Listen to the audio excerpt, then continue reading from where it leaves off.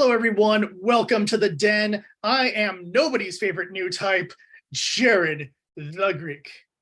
And today we are talking about The Witch from Mercury, Episode 2, The Cursed Machine. And yes, for anyone who cares, I am actually wearing a Gundam-related shirt. It's a new Gundam. It just doesn't have an image on the front. Sorry. Anyhow, let's get the synopsis done first. We essentially pick up right as the killing blow is landed from the previous episode, and that whole, hey, won't someone notice the illegal mobile suit? Yeah, someone noticed. And unfortunately, poor Suletta goes to jail and is questioned for her involvement with a Gundam-type unit. Meanwhile, Mirine, who, by the way, some of the characters do call her Mirin, so I think it's one of those Japanese, accent type things, whether or not you pronounce the E at the end. So I'll call her Mirine now because that seems to be what her family calls her. So I'll just use that as her standard name. Mirine is trying to figure out what happened to Suletta and basically is really pissed off at her dad for all the crap he keeps pulling, which the show does give you yet more reasons to not like Delling Rembrandt. He is really starting to mold into kind of a massive jerk. We also see the kids on campus basically talking about the duel, talking about the disappearance of Suletta, things like that. So we get to see some of the other kids and kind of get to know them a little bit. And we definitely get to learn that there's a little bit of tension between Earthians and Spacians, because it's a Gundam series, and of course we're going to have those tensions. So at least there's that going for us as a background plot point. And of course, we get the introduction of Lady Prospera, who seems to be manipulating and playing some of the various company owners against each other, which is exactly what a masked person is supposed to do outside of piloting mobile suits and blowing stuff up. Overall, pretty good episode. It's definitely setting up for future stuff, which, as a second episode of a series, it probably should do. You don't feel like you're being thrown into something so much like you did in the first episode. It feels like we're seeing the building blocks being put together and leading into bigger and more awesome stuff. Aesthetically, the only thing I really need to add is the opening and end themes, which I said I'd talk about in this episode. And let's talk about those, shall we? The opening theme sucks! It is terrible! I hate it! You have discordant melodies, you have god-awful auto-tune. Oh! Why? In a world where we have some amazing Gundam theme songs, Just Communication, Dreams, Raise Your Flag, any number of the Seed or Seed Destiny theme songs. And then we get this hot garbage. Who listened to this song and said, this is acceptable music? It's not. It's crap. Why? Why do we have a terrible theme song? Our BGM? Pretty strong. You open up this noise. Ugh. I'm sorry. Look, my dad's a musician. I'm a musician. Obviously, I'm a dapper bard. I have opinions about music and what is good and what is not. And when you could have had any number of talented, amazing Japanese performers of numerous genres. You want a rap theme? That exists. You want pop? You want metal? You want traditional rock and roll, you want techno, we have those things in Japan, and this is what you chose. And some idiots out there like this song, which pisses me off more than the song actually sucking. Get some taste. I actually quite enjoy the end theme. It's pretty good. It's kind of generic. Probably could have been the opening theme, would have been fine. Fun animation with it. It's nice. Yeah, I'm not super emotional about it one way or the other. It's not going to be in my memorable, I got to put this on my Gundam themes playlist, but maybe it'll end up there just through a whole, I need to put a Witch of Mercury song on there. So, and that's about all I got on aesthetics. As for characters, not a lot I can really add to the previous episode. We do get to meet Guel's dad, who is quite an arrogant jerk himself, and you can kind of see where Guel kind of picks up those traits. We also get a little more time spent with Nika, the dark-haired girl. I'm really interested in her. She definitely seems to be kind of towing this line of wanting to help and support Suletta. There's definitely she was definitely there for part of the Space-noid Earthian kind of argument, and very much is trying to not make waves amongst the other students, but clearly has ideas and plans of her own. And then we get Chuchu, who's just hilarious. She just is your typical like short yelling girl, but it's nice. It's fine. It's fine. Elon is probably, or Elon, however that's supposed to be pronounced. I pronounce Elon. Elon is definitely an interesting character. He was the one from the previous episode who made the comment about it being a Gundam. He definitely has an interest in Suletta, and where that will lead is anyone's guess. Personally, I think he's a witch. And since I'm also under the belief that witches are this universe's new types, just, treated as if they are less than instead of being treated as if there's something better. And I like that as a concept because technically, the average person would probably be really worried about a new version of human that has an expanded consciousness versus, saying, oh no, I'm cool with this. I hope my kids are new types. It's, especially when you have a mega corporation saying, these people are bad and you need to hate them.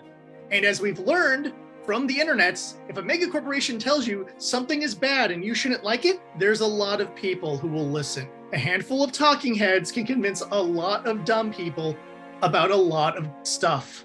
And you could easily see something that should be looked at as a miracle being viewed as a monstrosity because they've manipulated the people through the media, like we have done in our world with many, many things for many, many centuries. Beyond that, we didn't really get to spend too much time with any of the other characters. They are around, we hear their names. Even like Lady Prospera right now is more or less your mysterious mask person.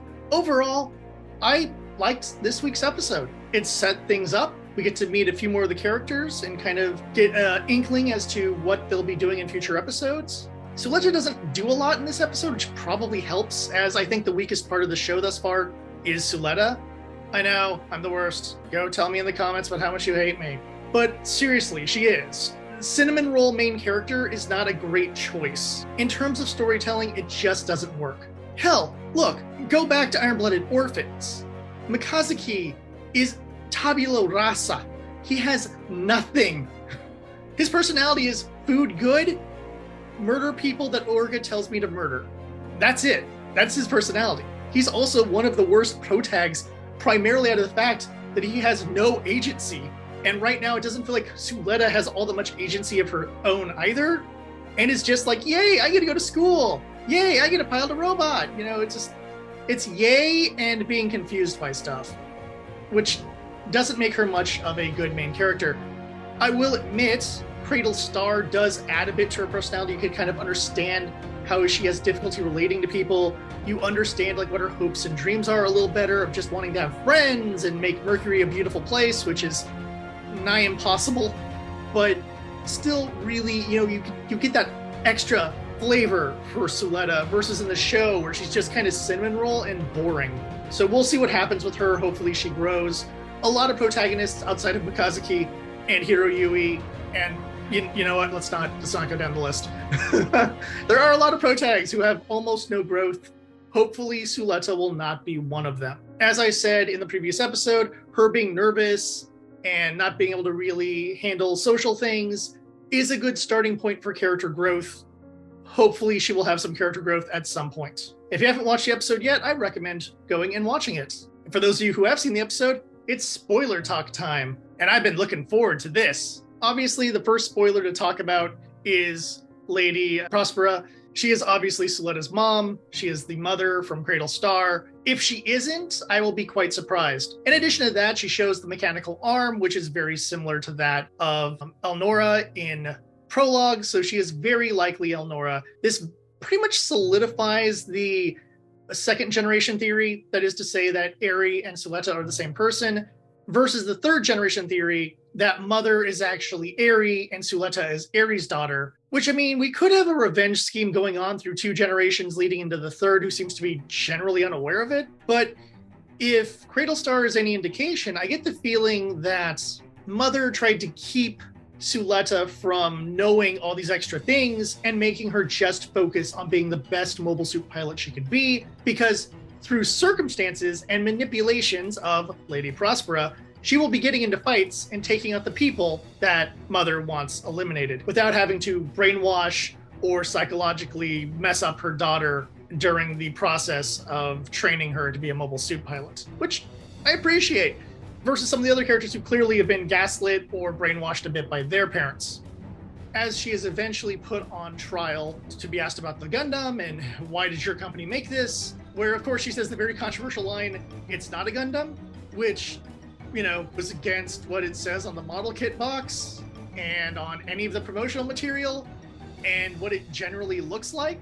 But I guess under the rule that the Gundam requires the gun format to be part of it, and it doesn't have that, I don't know what the actual rules are in this world just yet outside of the gun format thing for what determines something being a Gundam. I go under the general rule, does it have a V-fin? Is it white and blue? Then it's probably a Gundam. Yes, I know there's plenty of Gundams that aren't white and blue. Calm down, internet.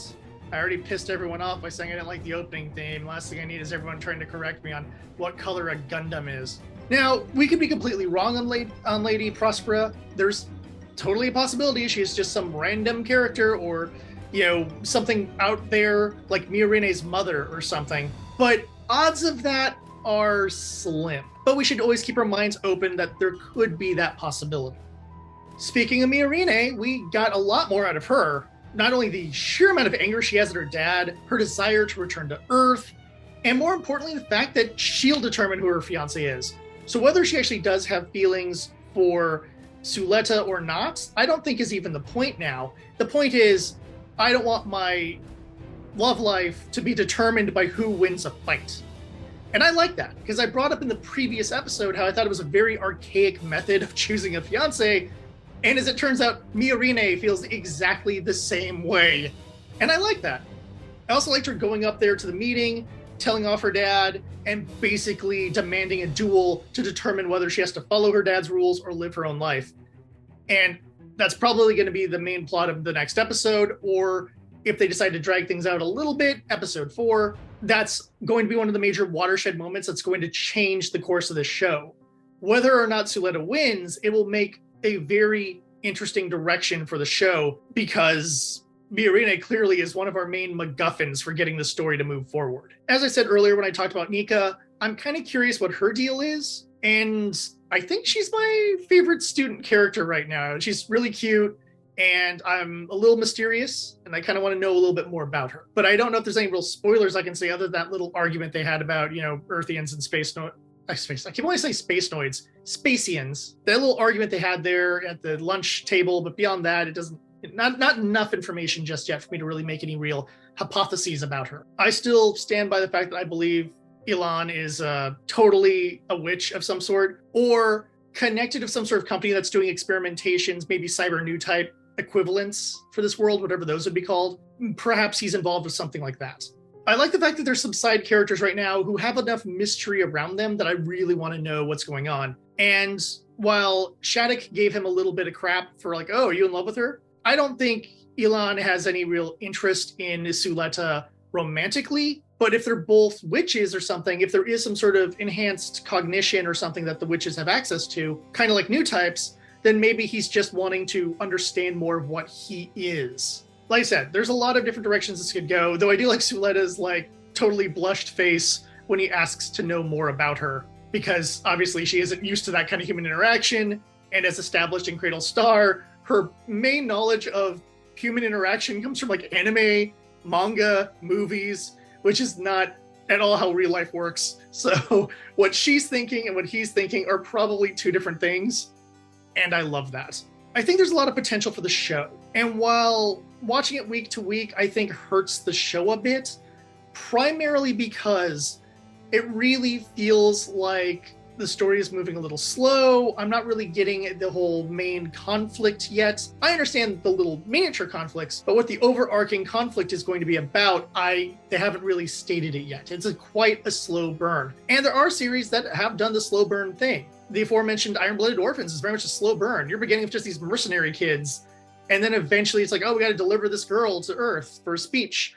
And then they get wrapped up in more and more and more and more.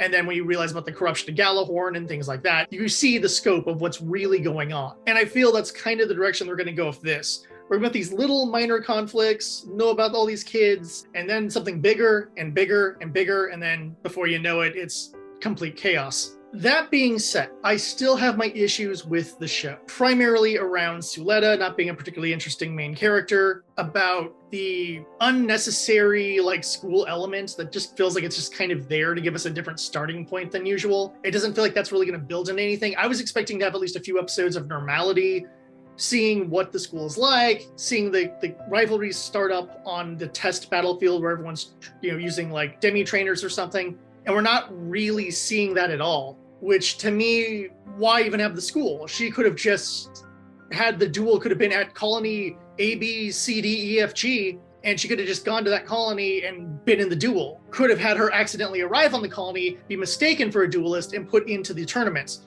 There's plenty of other ways you could have gotten her involved in the story, so the school thing feels unnecessary until we find a real reason for it to be necessary. There's just a lot of those little flaws that are getting to me. And I'm not saying I dislike the show. To the contrary, I'm actually quite enjoying it. And I think Cradle Star really helped me enjoy it more. And I'm sure if there's going to be some more side story mangas or other little short stories like this, I'll probably get a better flavor and taste for the world.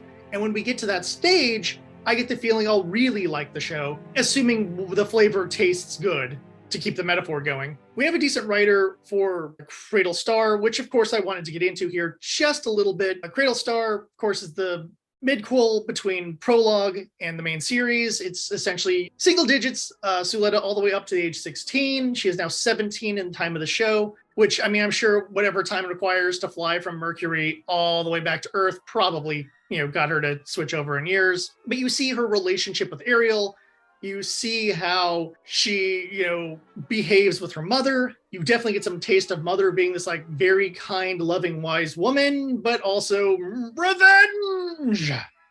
And, as I said in my commentary at the end of my audiobook, which if you haven't checked that out, please check out my audiobook version of Cradle Star. I talked about how I really like the revenge thing. And I'm like, give me that side story manga. I want to see, Mother go through these stages of putting her revenge into place. And we probably won't get that until midway, probably till the end of this season, primarily because whatever revenge is being played out right now, we're going to watch it right now, and then we get the prequel explaining how the parts were put together. Although, if they made it a Lady Prospera backstory novel or manga, that could work. You just call her Lady Prospera the whole time and not explain who she is under the mask, because obviously that'll be revealed in the show. And whether it is Elnora, whether it is Eri, whether it is another woman, we'll worry about that when the time comes. But you could still do a Lady Prospera backstory thing as she's trying to get her company to be known, getting the resources to develop mobile suits, things like that. Beyond that, I don't know if there's a lot to say about Cradle Star. It's a relatively simple and short story. It fills in a little bit of information, and in my opinion, helps support the Eri is Suletta theory. But there's enough wiggle room there where you could argue that that's not the case. We'll have to see what happens. Whew, long episode this time, but I had to get a lot into stuff, and I got that nice emotional release of talking about how crappy the opening theme is. Let me know in the comments what you thought of this episode. And until next time, thank you for watching, and I'll see you at the tavern.